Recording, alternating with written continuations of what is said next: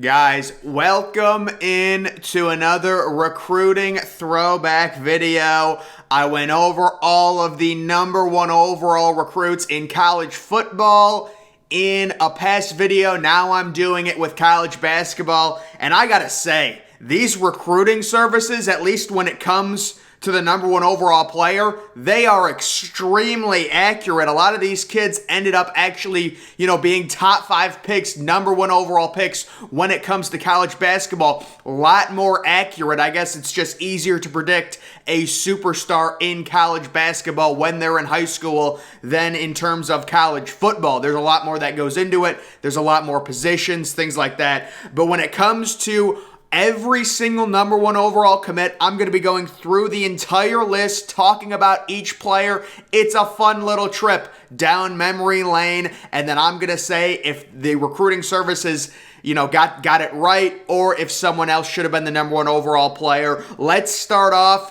with 2024. We're gonna go 2024, and then we're gonna go back all the way until the first year the 247 Sports Composite rankings were available, which is 2003.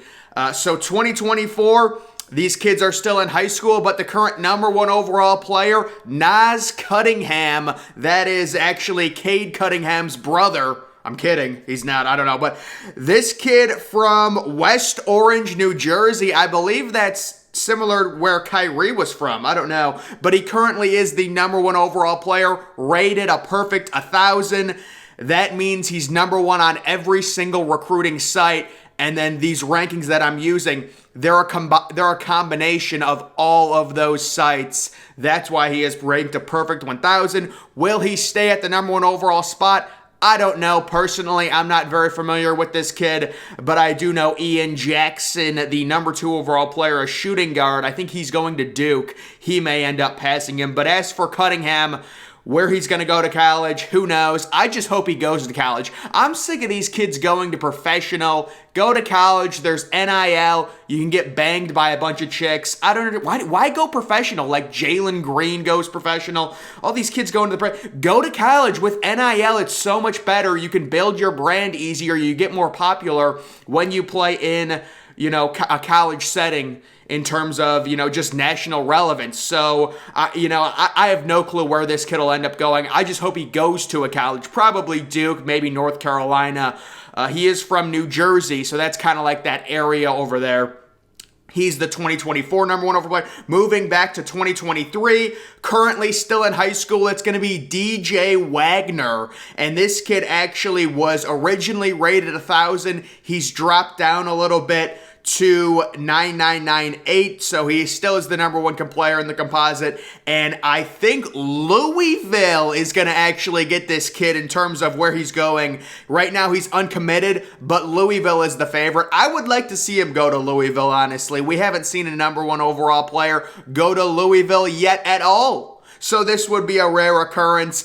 Maybe they get a little NIL action and they get DJ Wagner. He's a combo guard. Reminds me a little bit of maybe like a bigger version of Kemba Walker. That's who this kid reminds me of. He is 2023. Moving back to 2022, which is this year. So this kid will play in college.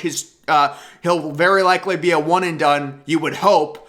This is Dereck Lively II, who is currently going to Duke University. Very interesting to have a guy this day and age when it comes to the NBA. So, it's a guard-centric league. This is a big man, and he is 7'1". He's a center. Ranked number one overall, going to Duke. Duke actually has the number one overall player, the number 2 overall player, and the number 4 overall player committed. So if you thought they were going to fall off after Coach K, good Lord. But this kid, it'll be very interesting. Again, I'm surprised. There really was a very interesting thing with the 2022 class. A lot of the top prospects in 2022 actually reclassified to 2021. So there's like a scramble. Who's going to be the new number one player? If the prospects had not reclassified, this Dereck Lively II would probably be like the 4th or 5th best player in this class. Nothing against the kid, but I'm just saying there were a lot of top recruits that were classified to 2021. So he's the number 1 overall player. We'll see how his career ends up going.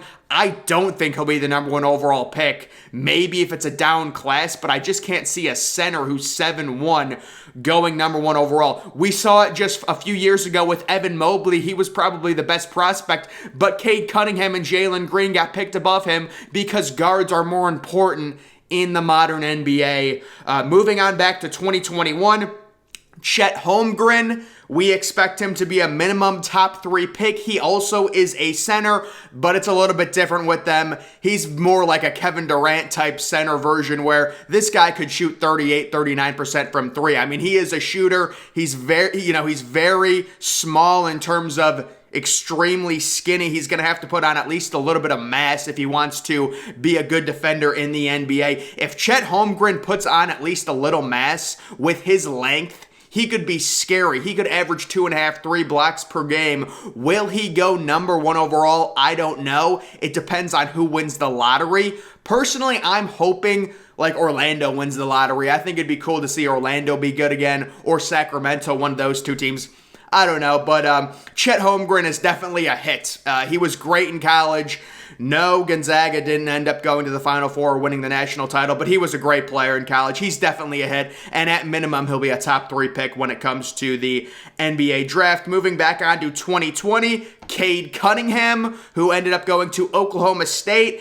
I believe Cade Cunningham's recruitment was the reason Oklahoma State got banned from the NCAA tournament. They hired his brother or something, and then they got some sanctions. But yeah, this was a massive hit for the recruiting industry. Cade Cunningham, of course, ended up being the number 1 overall pick to the Detroit Pistons, and after a slow start, he really came on, and he should be almost like a triple-doubles machine in terms of his future in the NBA. I'm expecting him to average like 23, 8, and 8. He's got the stature to get 7 or 8 rebounds per game, really good distributor, and just a really good overall scorer, whether that's driving. He's still able to also shoot 37, 38% from 3. Cade Cunningham is going to be a superstar in the NBA, and the Detroit Pistons should be very excited about that pick.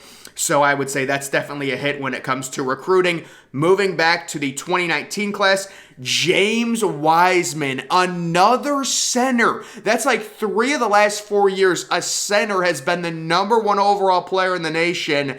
I know James Wiseman was drafted early. I gotta say, this is a miss. I'm sorry. How they have James Wiseman over Anthony Edwards this day and age in the NBA, I'm giving the recruiting services a miss for this one. Wiseman kind of has had going to Memphis. I don't know, man. If I was a top recruit, there's no way I'm going to a school like Memphis. Like, give me Duke, give me North Carolina, give me a sure thing. He ends up going to Memphis. And then kind of in that weird draft when Golden State had their one really bad year because Steph only played like 5 games, he ends up getting picked by Golden State. And now he's kind of in this weird position where, Golden State's a contending team. He's still trying to develop his game. So it's tough, but Anthony Edwards should have been the number 1 overall player. Anthony Edwards was the number 2 overall player. He went to Georgia and still was the number 1 overall pick. So James Wiseman for 2019, I'm going to say was a miss, although he still was drafted very early. Moving back to 2018, RJ Barrett, the number 1 overall player. I think this is definitely a hit.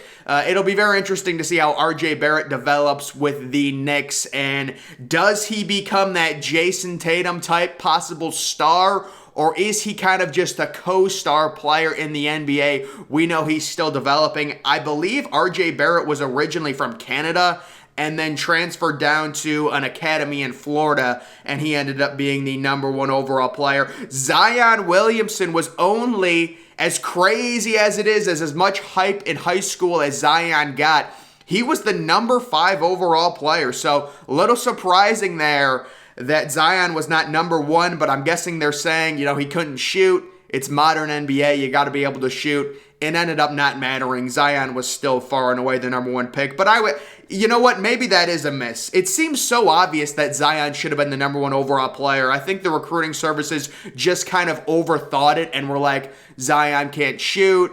With the way the NBA is going, you got to be able to shoot. There's other positions at a higher premium.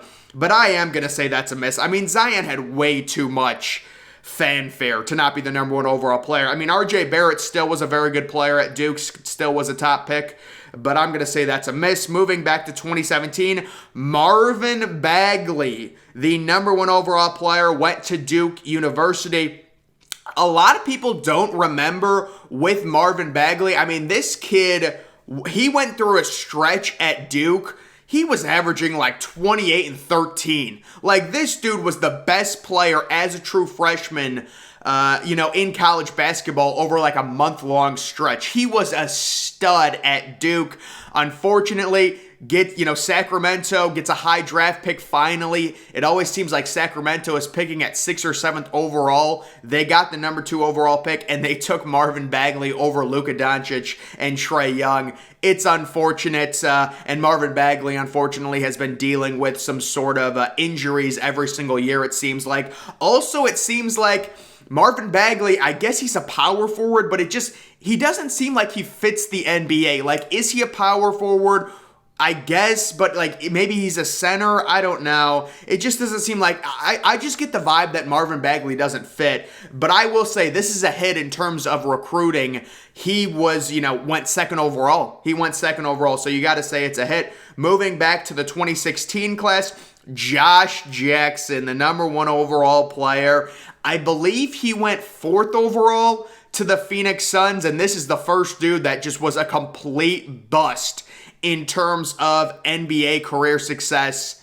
Complete bust. I believe he was in the G League by his sophomore year in the NBA, so a complete bust. He was good at Kansas, he showed potential, and he was the 4th overall pick. But I mean, you got guys like Jason Tatum, De'Aaron Fox ranked below him. I gotta say, this is a miss from the recruiting services in terms of Josh Jackson and what he did in the NBA. Moving back to 2015, we've got our first tie between Ben Simmons and Skal Labissiere.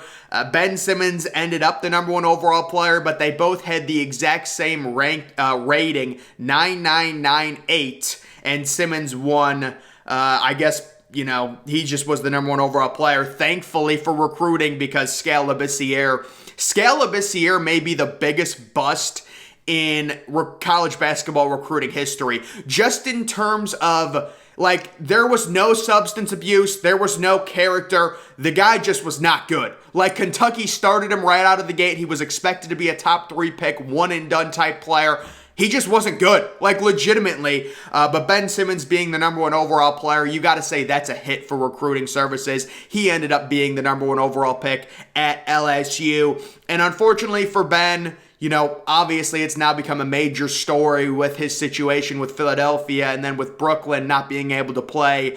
He just never developed a jump shot. I mean, that's the summary of Ben Simmons' career. Really good distributor, but as a point guard in the modern day NBA, you have to shoot at least a little bit. And it got so bad where now I think it's in his head. He can't make free throws. It's gone like the opposite of what you thought. Ben Simmons coming out of college, it's like he'll develop, he'll be a 70% free throw shooter, he'll at least be able to be a 33 or 34% three-point shooter, and I mean, he's just deathly afraid to shoot threes. It's sad what's happened to Ben Simmons. He still is an elite defender. We will see if he plays next year. We would expect him to, but who knows with that Brooklyn situation. So he was the number 1 overall player in 2015. Moving back to 2014, Jahlil Okafor, the number 1 overall player, ended up going to Duke. I was just thinking about this when I was going through this list. Nobody really associates, I feel like, Jahlil Okafor with Duke. Like, when people talk about Duke players, it's always Kyrie, it's always Tatum. But Jahlil Okafor actually was a huge part as a true freshman in winning their last national title. He was. And this was actually a tie between Jahlil Okafor and Emmanuel Mudiay. They both had a ranking of 9995. Emmanuel Mudiay did not go to SMU. I think he went to like Guangdong or something in China, but he might have signed like his national letter of intent to go to SMU when they had Larry Brown there. But yeah, he ended up going. But I would say overall, This was a miss. I mean, you had Karl Anthony Towns as the number 5 overall player. He clearly should have been the number 1 overall player above Jahlil Okafor. And then Emmanuel Mudiay. I mean, good Lord. I believe Mudiay ended up getting picked like 7th overall to Denver. And D'Angelo Russell, who was like the 16th ranked player in this class, ended up going 2nd overall. So I would say this was a miss overall. Unfortunately, Jahlil Okafor, if he was drafted in 2007 or 2008, he's probably still in, he's probably has a 10-year, 12-year career. He literally got drafted right when these big men that couldn't shoot were becoming extinct. Also, the other problem with Jahlil Okafor, he's very unathletic, which is, again, a major problem. That's why he wasn't able to stick around. He ended up going 3rd overall to the Philadelphia 76ers. Had a really nice rookie year, but after that, it's just been really tough due to the current shift with, Steph Curry, all the 3 points, things like that, the NBA shifting away from it. Moving back to 2013, probably the most hyped prospect I've ever seen in terms of recruiting, Andrew Wiggins. He was originally from Canada and then transferred to West Virginia, but this guy was supposed to be the dude after LeBron. He was supposed to take the torch. I mean, Andrew Wiggins, he was like the most hyped basketball recruit I've ever seen. Probably like one of the top 3 most hyped sports, prospects I've ever seen, only behind Steven Strasburg and Andrew Luck. Steven Strasburg for baseball, oh my God.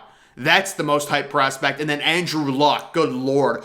But this kid, he was supposed to be the next LeBron, and he was ranked a perfect 1,000 overall, went number 1 overall to Minnesota. He's had a really interesting pro career and randomly started the All-Star game this year, so good for him.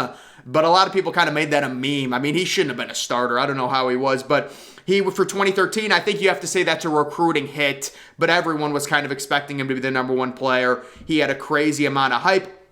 Moving back to 2012, Nerlens Noel, the number 1 overall player, ended up going to Kentucky.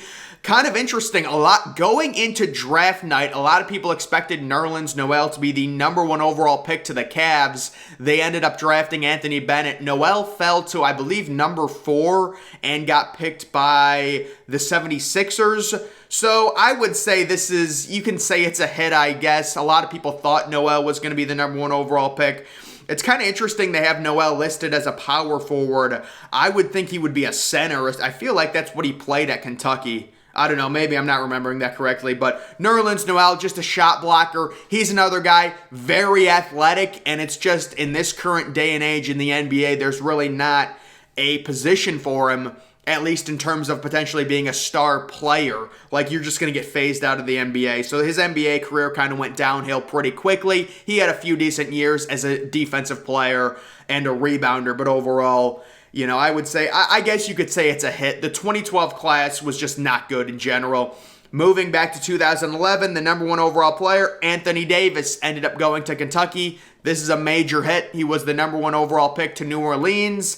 And, AD's got to stay healthy. I mean, he's having major issues staying healthy with the Lakers. They won the bubble championship. Other than that, it's been a disappointment, his current career with the Lakers, due to health reasons. But we know he's a top 10 player in the NBA when he's healthy. This is a major hit for recruiting services, having him as the number 1 overall player and then him becoming the number 1 overall pick. Moving back to 2010, Harrison Barnes. This is another guy that had a lot of hype coming out of high school. He was ranked ahead of Kyrie Irving, ahead of Jared Sullinger in that class, Brandon Knight as well. I would say I would say this is a miss, though, honestly. Harrison Barnes, you're going to have him ranked ahead of Kyrie, who ended up being the number 1 pick. I know Barnes was a top 10 pick and whatever, but his career, it just seemed like he never reached his potential. Like, it just seemed he was just a little bit too passive. He didn't have that star kind of aggressiveness to his game.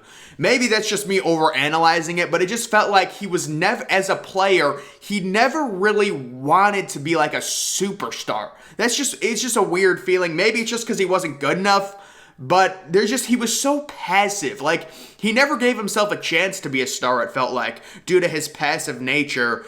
So I would say that's a recruiting miss. Moving back to the 2009 class, Dereck Favors. Yes, Dereck Favors, the number 1 overall player in front of John Wall, ends up going to Georgia Tech. Shout out to Georgia Tech. And he was the 3rd overall pick in the draft. So I would say this is a recruiting hit. You know, Dereck Favors has had a nice NBA career with Utah. 3rd overall pick. I guess John Wall should have been the number 1 overall player because he did go number 1. But Dereck Favors, shout out to him. He had a nice NBA career, and going 3rd overall, you know, is nothing too bad at all. Moving back to 2008, Brandon Jennings. So this is the first guy that skipped college completely and ended up just going straight to the NBA out of Virginia. Apparently, if he would have went to college, he would have went to Rutgers University. I just made that up. I don't know where he would have gone. But he was the number 1 overall player, and he ended up being the 10th pick coming straight out of high school. I would say overall, I guess you really can't even judge that considering he was the 10th pick. But I guess that's a recruiting hit. I don't know. He didn't even play in college. That's the thing. Moving back to 2007, we have another tie between 2 guys who I believe these guys were kind of like rivals back in high school. Eric Gordon and OJ Mayo. There was a big debate. Who's the best prospect? I remember Eric Gordon. They were talking about it like Eric Gordon embarrassed Michael Jordan's sons when he was in high school. I mean, that dude averaged like apparently just a crazy good scorer. Listed as a shooting guard, he commits to Indiana, and he ended up being a top 10 overall pick. I'd say that's a hit. And then OJ Mayo goes to USC from West Virginia. He ends up going to USC. That's hilarious. So very interesting battle there, but I would say that's a hit overall for that class of 2007. We're really going back now to 2006. Greg Oden, the number 1 overall player, goes to Ohio State. Had an amazing freshman year at Ohio State. Ranked a perfect 1,000 overall out of Indiana. He was the number 1 overall player. Kevin Durant was the number 2 overall player that year. This is a major hit for recruiting services. I know what people will say about Greg Oden. He's a bust. Really, it's just because of injuries, but in terms of NBA, they ranked him at number 1 overall, and he went number 1 overall, and he had an amazing freshman year at Ohio State. They ended up going to the national title where they lost to Florida. So I'll say that's a major win for recruiting. Back to 2005, Gerald Green. This is a big miss, and it was actually a tie. Gerald Green and Josh McRoberts. Oh, isn't that amazing? But yeah, this is a miss. Gerald Green ended up being, I believe, like the 16th or 17th overall pick. So he was the only former number 1 overall prospect not to be a top 10 pick. That just goes to show you how accurate these number 1 overall picks are ranked. It's very accurate. And then Josh McRoberts, I mean, imagine Josh McRoberts was the number 1 overall player. He almost was. I mean, he was tied. They just have him listed at number 2. Monte Ellis was the number 3 overall player. Monte Ellis went to Mississippi State. Good for him. But Gerald Green, yeah, that is a major miss by the recruiting rankings.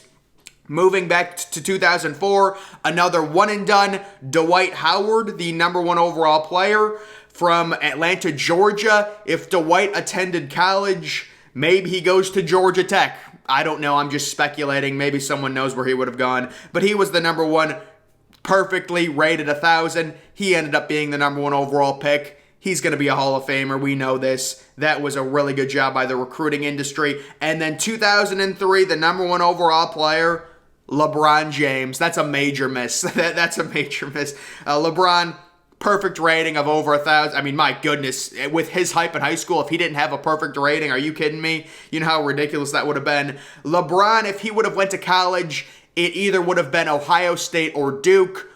He says he would have went to Ohio State. I don't really know. Maybe he goes to Ohio State. Maybe he goes to Duke. It's debatable on where he goes, but it's probably one or two of those schools. So LeBron obviously was a recruiting hit. We know that. And then I also have the overall numbers This is just how accurately this was done in terms of these number 1 overall players. So total number of players was 18. That's not including Chet Holmgren, Naas Cunningham, DJ Wagner, Dereck Lively. Those players have not been drafted yet. Although you could make a case Chet Holmgren's going to be the number 1 overall pick, but it's not including him. So out of the total 18 number 1 overall players, they all got drafted. 17 of them were top 10 picks. Only Gerald Green was not a top 10 pick, and then 7 of them were number 1 overall picks out of the 18. And if Chet Holmgren goes number 1, that will make it 8 out of 19 total players. So they do this very accurately, at least when it comes to the number 1 overall player in terms of recruiting rankings. I thought that was really impressive. But just a little trip down memory lane, talking about all the number 1 overall picks. That is going to do it for this video, guys. Make sure you're following me on Twitter. Link to that's always in the description. I'm, of course, the Depressed Ginger. Thank you for watching.